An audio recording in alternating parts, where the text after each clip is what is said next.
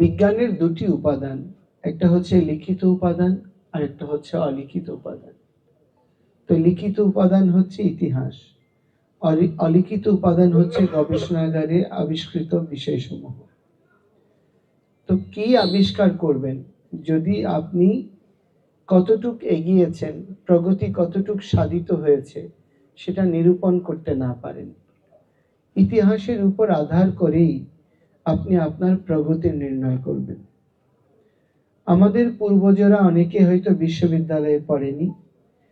যেই মহীয়সী নারী, বাঙালি নারী, তার জীবন উৎসর্গ করে ঘেরাটোপ থেকে বেরিয়ে বাঙালি মহিলাদের শিক্ষা ব্যবস্থাকে প্রশস্ত করেছেন, সে মহীয়সী নারী বেগম রোকেয়া, যার স্মৃতিধন্য এই পীঠস্থান। তো তিনিও হয়তো বিশ্ববিদ্যালয়ে পড়ার সুযোগ পাননি, আমরা পেয়েছি। তো এটা খুব গৌরবের বিষয় না? হ্যাঁ। আর আমাদের পূর্বজরা পড়ালেখা করেনি, ভার্সিটিতে আসেনি, এটি খুব লজ্জার বিষয় না? কি মনে করেন? কারা কারা মনে করেন? একটু হাত তুলবেন।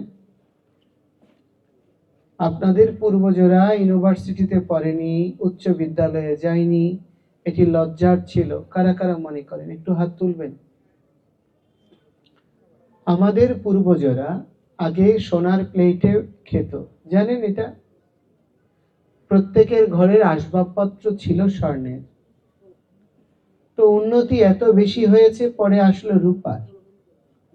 রূপার স্থান দখল করলো তামা, তামার স্থান দখল করলো কাঁসা, কাঁসার স্থান দখল করলো পিতল, পিতলের পরে আসলো অ্যালুমিনিয়াম, তারপরে আসলো স্টিল, এখন প্লাস্টিক, শেষে ওয়ান টাইম।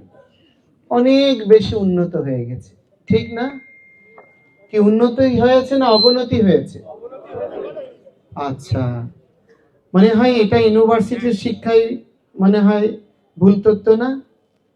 উচ্চ শিক্ষা প্রতিষ্ঠানের শিক্ষিত ব্যক্তিদের কাছে এই ওয়ান টাইমে চলে আসা এটা উন্নতির কথা না? আপনারা উল্টো বলছেন কেন? আমাদের শিক্ষা ব্যবস্থা আমাদের মৌলিক চেতনা থেকে আমাদেরকে সরিয়ে দিয়েছে। শিকড় ভূমি থেকে উত্থিত হয়ে গেছে, সুতরাং যে কোনো বাতাস আমাদেরকে টলিয়ে দিতে পারে। যেই গাছের শিকড় ভূমির মধ্যে প্রতীত থাকবে না, সেই বৃক্ষটি হালকা বাতাসেও ঢুলে পড়বে। ঠিক বলছি না ভুল বলছি? এখানে যত না ছেলে মেয়ে এসছেন, যদি এখানে আমরা না এসে কোনো ব্যান্ডের ভালো শিল্পী আসতো, উন্মাদনাটা আরো ভালো হতো না খারাপ হতো? আরো ভালো হতো। এখন হয়তো আমরা আছি বলেই বলছেন খারাপ হতো। আমরা পরিবেশ ভেদে রূপ পাল্টাই। ঠিক বলছি না ভুল বলছি? সিনেমা হলে গেলে কেউ কি সিনেমা না দেখে ছেড়ে আসবেন? আচ্ছা, আর মন্দিরে আসলে প্রার্থনা কমপ্লিট না করেই চলে যাবেন। ঠিক বলছি না ভুল বলছি? পরীক্ষা থাকুক, রাজনীতি থাকুক, যাই থাকুক। আর যদি বলেন পজিশন পাবেন, একমাত্র ব্যতিক্রমী জাতিগোষ্ঠী হিন্দু, যে তার সংস্কৃতি, ঐতিহ্য, ইতিহাসকে ভুলে গিয়ে নিজের ধর্মকেও বিলুপ্ত করে সুযোগ এবং সুবিধাটার জন্য মুখিয়ে থাকবে। আমি এই রংপুরে হয়তো 3 বার আসলাম। আগের 2 বার আসছিলাম আমাদের তারাগঞ্জ মন্দিরের উদ্বোধনী অনুষ্ঠানে এবং আরেকটা মিটিংয়ে। তো তৃতীয়বার এখানে আসলাম। আমার যে উপলব্ধি, আমি মনে করেছিলাম যে আপনারা অনেক উদ্দীপ্ত, আপনাদের চেতনা অনেক উন্নত, প্রখর এবং সনাতন ঐতিহ্যে আপনারা আপোষহীন হবেন, এবং ছাত্রদেরকে তার উত্তরাধিকার দেখে অনেক বেশি আনন্দিত হয়েছে যে আপনারা একটা অস্থায়ী মন্দির নির্মাণ করতে পেরেছেন। এজন্য ধন্যবাদ জানাই। তো প্রশ্নটা হচ্ছে, তো এখানে আমি যেই কথাটি বলছি, আমরা সেই পূর্বজদের ঐতিহ্যের উত্তরাধিকার। কবিগুরু রবীন্দ্রনাথ কোনো বিশ্ববিদ্যালয়ে পড়েনি, যাকে জাতীয় কবি বলে আমরা গৌরব করি, সে কাজী নজরুল ইসলামও মাধ্যমিকের দরজায় যায়নি, তারাই কিন্তু আপনাদের প্রতিক্রেত। কিন্তু বর্তমান সময়ে আমরা একটা কি দেখছি, একটা ফ্যাশন বলবো, একটা চলমান গতি দেখছি। সেটা কি, পূর্বজরা যা করেছে সব ভুল করেছে, আমরাই শুধু সঠিক করছি। ঠিক বলছি না ভুল বলছি? এই ধরনের ধারণা পারিবারিক, সামাজিক, আধ্যাত্মিক এবং রাষ্ট্রীয় জীবনকে বিপর্যস্ত করছে। আজকে আমরা রংপুরে এসেছি, আমার খুব কষ্ট লাগছে এই কথাটা বলতে। আমরা ভোরে আমাদের সমস্ত বাংলাদেশের কৃতি সন্তরা হোটেলে উঠেছি। আমাদেরকে সন্ধ্যায় হোটেল ম্যানেজমেন্ট জানালো পুলিশ প্রশাসন চায় না যে আমরা এখানে হোটেলে থাকি, আমাদের হোটেল ছেড়ে দিতে বলছে।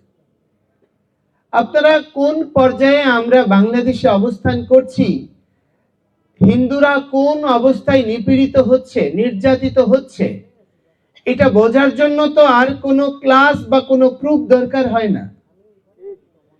যেই সন্তরা আত্মোৎসর্গিত জীবন যাপন করছেন, এই যে রবিশানন্দ মহারাজ, মেজর জিয়া যেই সেক্টরের দায়িত্বে ছিলেন, সে সেক্টরের অধীনে উনি মুক্তিযুদ্ধ করেছেন। তো যেই মুক্তিযুদ্ধে 30 লক্ষ শহীদ আত্মোৎসর্গ করেছেন, এবং বর্তমান যে অভ্যুত্থান হয়েছে এখানেও হাজার হাজার আত্মোৎসর্গ করেছেন। তো হাজার হাজার আত্মোৎসর্গকে আমি স্বীকৃতি দেব, সম্মান দেব, মর্যাদা দেব, তাদের অবদানকে স্মরণ রাখবো। তাই বলে কি 30 লক্ষ শহীদের আত্মত্যাগকে ভুলে যাব? এই শিক্ষা কি আমাদেরকে এই আধুনিক শিক্ষা বা উন্নত শিক্ষা দিতে পারে? তো প্রশ্নটা হচ্ছে, যেই সন্তরা নিজের পারিবারিক জীবনগণ্ডি বাইরে এসে, একমাত্র সনাতন ধর্মের সন্তরা কোন ধর্মের বিরুদ্ধে বিষোদ্গার করে না, প্রতিটি ধর্মের প্রতি সম্মান দিতে শেখায়, প্রতিটি আদর্শকে মূল্যায়ন করতে শেখায়, তো তারা যদি এরকম উৎপীড়নের মুখে পড়ে এবং আমাদের কণ্ঠকে রোধ করার প্রচেষ্টা করা হয়, তাহলে এটা কোন ধরনের স্বাধীনতা এসে আমরা পড়েছি? আমাদেরকে অনেকে প্রশ্ন করছে যে আপনারা আগে কোথায় ছিলেন। আমার মনে হয় তারা বাংলাদেশে কেউ ছিল না, কারণ বাংলাদেশ থেকে সবাই পালিয়ে গিয়েছিল। আজকে তারা বাংলাদেশে কেউ বুদ্ধিজীবী, কেউ তারা বাংলাদেশের নির্ণায়ক, যারা দেশেই ছিল না। কিন্তু আমরা বিগত সরকারের কথাই যদি বলি, 12, 18, 16, 21-এ আমরা আন্দোলন করেছি, সারা বিশ্বকে জানিয়েছি। অথচ এই আন্দোলনগুলোর কোনো স্বীকৃতি আমরা পাই না, না মূল্যায়ন আছে। কেন? কারণ আমরা সনাতনীরা ইতিহাস বিবর্জিত জাতি। আমরা ইতিহাসকে খুব দ্রুত ভুলে যাই, আমরা বর্তমানে হারিয়ে যাই। এই পরিস্থিতি উত্তরণ হওয়া খুব জরুরি। আমাদের ঘুমন্ত অবস্থা থেকে জাগা দরকার। আপনি যদি ঘুমের মধ্যে আগুন ধরে তাহলে পুড়ে অঙ্গার হয়ে যাবেন, আর যদি জেগে আগুন ধরার পরেও কিছুটা পালিয়ে বেরিয়ে কিছু অঙ্গ প্রত্যঙ্গকে হলেও সুরক্ষা দিতে পারবেন। এই জন্য ভগবান বলছেন, কুতস্ত্বা কসমলম ইদম বিষমে সম উপস্থিতম অনার্যম জুষ্টম অসর্গম অকীর্তি কর্মর্জুন। তো সেজন্য আমি আপনাদেরকে বলবো যে শহীদ আবু সাইদ তিনি দেহত্যাগ করেছেন, আত্মবলিদান করেছেন। কেন করেছেন? ওনার নিজের জন্য করেছেন? এই যারা যুবক, যারা ভবিষ্যতের উত্তরাধিকার হবে, তাদেরকে একটা আদর্শিক প্রজন্মের বোধ বা চেতনা প্রদান করার জন্য। শহীদ আবু সাইদ নিজের জন্য কিছু করেনি, কিছু পেয়েছে? কিছু পায়নি। তো এখন প্রশ্নটি হচ্ছে যে আমাদের অতীত ঐতিহ্যের জন্য যারা জীবন দিয়েছে, বলিদান দিয়েছে, যেই পূর্বজরা ইউনিভার্সিটিতে পড়েনি আমাদেরকে পড়িয়েছে, যেই মা বাবারা মাঠে ঘাটে কৃষি কাজ করছে, এই উত্তরবঙ্গ অধিকাংশ কৃষি নির্ভর, তো অধিকাংশ কৃষক পরিবারের ছেলে মেয়েরা আজকে ইউনিভার্সিটিতে পড়ছে। ঠিক বলছি না ভুল বলছি? কিন্তু এখানে এসে এত মডার্ন হয়ে যাচ্ছি যে নিজের ধর্ম, সংস্কৃতি, ঐতিহ্য পারিবারিক মূল্যবোধ সবকিছু বিসর্জন দিয়ে আমাদের পূর্বজদের অবদানকে অস্বীকার করে আমরা নিত্য নতুন চেতনাই হারিয়ে যাচ্ছি। তো সেজন্য আমি আপনাদেরকে বলবো, পরিবর্তনের সময় এসেছে। শহীদ আবু সাইদ সহ, শহীদ রুদ্র সহ যেই সমস্ত কৃতি হিন্দু মুসলিম এই আত্মবলিদান করেছে, এবং মুক্তিযুদ্ধে আপনি যদি দেখেন মুক্তিযুদ্ধের হিস্ট্রি, খুলনা যেই মুক্তিযুদ্ধ জাদুঘর, তাদের তত্ত্বাবধানে 64টি জেলার মধ্যে 40টি জেলার বই বেরিয়েছে গণহত্যার। সেই গণহত্যার সার্ভে রিপোর্ট বলে যে মুক্তিযুদ্ধের 2/3 শহীদ হচ্ছে হিন্দুরা। বাংলাদেশ থেকে যে কোটি শরণার্থী হয়েছে সেখানে 70% মানে 70 লাখ হচ্ছে হিন্দুরা। বাড়িঘর হারিয়েছে হিন্দুরা। অধিকাংশ শিক্ষা প্রতিষ্ঠান গড়ে উঠেছে হিন্দুদের ভূমির উপর। হিন্দুদের দানকৃত অনেক প্রতিষ্ঠানের উপর কলেজ ইউনিভার্সিটি হয়েছে, কিন্তু দুর্ভাগ্য সেখানে হিন্দু ছাত্রদের না কোটা আছে, না কোনো সংরক্ষণ আছে, মূল্যায়ন আছে, না সেখানে তাদের কোনো প্রার্থনালয় রয়েছে। এগুলো হয়েছে কেন? কাণ্ডজ্ঞান বিবর্জিত হওয়ার কারণে। তো এখানে সনাতন বেদান্তি সংসদ, ইসকন, বিভিন্ন সংগঠন, চৈতন্য সাংস্কৃতিক সংঘ, বিভিন্ন সংগঠন কাজ করছে। বিবেকানন্দ সংঘ আছে মনে হয়, হ্যাঁ, আমি জানি না। তো যা হোক, যেসব সংগঠনগুলো নিজেদের ধর্ম, কৃষ্টি, সংস্কৃতির প্রতিনিধিত্ব করছে, তারা আপনাদের পূর্বজদের অবদানের প্রতি, পূর্বজদের মূল্যায়নের প্রতি, তাদের দৃষ্টিভঙ্গির সঙ্গে আপনাদের দৃষ্টিভঙ্গির সেতু বন্ধন ঘটানোর জন্যই কাজ করছে। এটি যত আপনারা যুক্ত থাকবেন, আপনাদের শিকড় তত বেশি প্রতীত হবে ভূমিতে, তত বেশি শক্তিশালী হবে। যে দেখুন, এখানে আমরা এসেছি, রাষ্ট্রদ্রোহ মামলা থেকে শুরু করে হেন কোনো নিপীড়ন নেই যা আমাদেরকে করা হচ্ছে না। কিন্তু এরপরেও যদি আমরা সুবিধাবাদী হতাম, কোনো রাজনৈতিক মতাদর্শের লোক হতাম, কোনো রাষ্ট্রের অনুকূলে অথবা প্রতিকূলে, কোনো রাজনীতির অনুকূলে অথবা প্রতিকূলে রোল করতাম কোনো সুবিধার জন্য, তাহলে আত্মগোপনে চলে যেতাম, নিজের সেফটির কথা চিন্তা করতাম। এই বাংলাদেশকে একটি অসাম্প্রদায়িক রাষ্ট্রে, এই দেশকে প্রগতিশীলতার দিকে, এই দেশকে গণতন্ত্রের দিকে, পরস্পরের সহাবস্থানকে নিশ্চিত করার জন্যই আত্মত্যাগ বলেই সব রক্তচক্ষু ভয়কে উপেক্ষা করে আমরা এগিয়ে যাচ্ছি। তো আমি আপনাদেরকে বলবো, আপনাদের পূর্বজদের আমাদের সনাতন শাস্ত্রে তর্পণের কথা বলা রয়েছে। তর্পণ মানে পিতা মাতা পূর্বজদের প্রতি শ্রদ্ধা প্রদর্শন করা, হৃদয়ের আরতিকে নিবেদন করা। ভীষ্মদেব দেহত্যাগ করেছেন 5000 বৎসর হলো, তারপরেও তর্পণের সময় ভীষ্ম তর্পণ করি। আমরা বলি, ওম ভীষ্ম শান্ত নব বীরা সত্যবাদী জিতেন্দ্রিয় আবির অবাবনুত পুত্র পৌত্র চিতাম ক্রিয়াম। তো সুতরাং কেন এটি করছি? পুত্র পৌত্রম চিতাম ক্রিয়াম মানে পুত্র বা পৌত্রের যে বৃত্তি, যে ক্রিয়া, সেটি আমি অনুশীলন করছি, মানে আমরা তার উত্তরাধিকার বলে স্বীকার করছি। এই যে বঙ্গভূমি, এই বঙ্গভূমি হচ্ছে বলি মহারাজের পুত্র, 5 পুত্রের অন্যতম বঙ্গ, অঙ্গ, কলিঙ্গ, শুম্র এবং পৌন্ড্র। তার মধ্যে এই বঙ্গের নাম অনুসারে এই বঙ্গভূমি, আমরা তাদের উত্তরাধিকার। এই বঙ্গে মহারাজ প্রতাপাদিত্যের জন্ম হয়েছে, মহারাজ শশাঙ্কের জন্ম হয়েছে, এই বঙ্গভূমিতে সূর্য সেনের জন্ম হয়েছে, প্রীতিলতার জন্ম হয়েছে, অগণিত শহীদের জন্ম হয়েছে যারা আত্মোৎসর্গ করেছে। এইখানে দেবী চৌধুরানী, ভবানী পাঠকের জন্ম হয়েছে। তো এই কীর্তিবানদের কীর্তিকে যদি আপনারা ধরে রাখেন, পরবর্তী প্রজন্ম আপনাদেরকেও ধরে রাখবে। আর আজকে যদি আপনি তাদেরকে উপড়ে ফেলেন, ভবিষ্যৎ আপনার অস্তিত্বও রাখবে না। এখনো তো তারা কোনোভাবে টিকে আছে, আর আপনাদের খোঁজও পাওয়া যাবে না। সেজন্য আমি পরিশেষে অনুরোধ করব, দয়া করে হৃদয় পরিবর্তন করুন, বিভক্তি থেকে দূরে আসুন, কে কোন সংগঠন করছেন, সংগঠনটা আপনার অন্তরস্থলেই রাখুন, বাহ্যে নয়। আমরা সকলে সনাতনী, আমরা আর্যপুত্র, আমরা এই বঙ্গের উত্তরাধিকার, এই ভূমির আমরা ভূমিপুত্র। এটি হবে আমাদের প্রধানতম পরিচয়। এবং আমরা ঋষিজ রক্তের প্রবাহ, এটি হবে আমার চেতনার স্থিতি।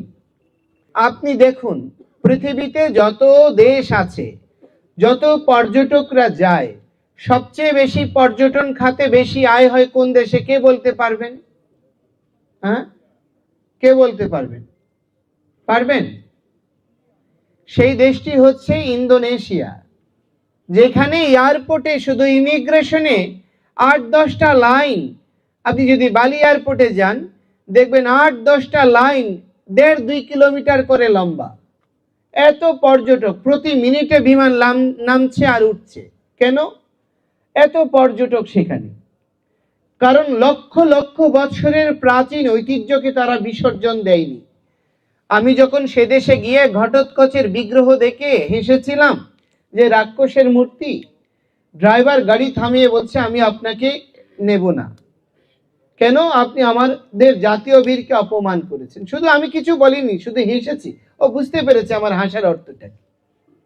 আর আমাদের দেশে প্রতিটা দিন জাতীয় বীরদের, আমাদের ইতিহাসদের ঐতিহ্যকে পদদলিত করা হচ্ছে। কেন? শুধু নিজের অস্তিত্বকে জানান দেওয়ার জন্য। তো আমি আপনাদের সকলকে অনুরোধ করব, দয়া করে ইতিহাস, যেটি বিজ্ঞানের অন্যতম উপাদান, এটিকে ভুলবেন না। তাহলে আপনারা অন্ধকারে হারিয়ে যাবেন। এবং নিজের ধর্মকে নিয়ে কখনো দুর্বলতা ফিল করবেন না। উপস্থিতম, ভগবান বলছে তোমার এই ধরনের মনোভাব কোত্থেকে এসেছে? অনার্যম জুষ্টম অসর্গম, যে এই মনোভাবটি হচ্ছে অনার্য উচিত, অসর্গম মিথ্যা এবং অকীর্তি কর্মর্জুন, কীর্তিদায়ী নয়। তো সুতরাং ভীষ্মের মতো দীর্ঘ জীবন লাভ করে কি করবেন? শহীদ আবু সাইদের মতো অল্প জীবন নিয়ে, কীর্তি নিয়ে মৃত্যুবরণ করুন। তাহলে আপনার জাতি, আপনার পরবর্তী প্রজন্ম উপকৃত হবে।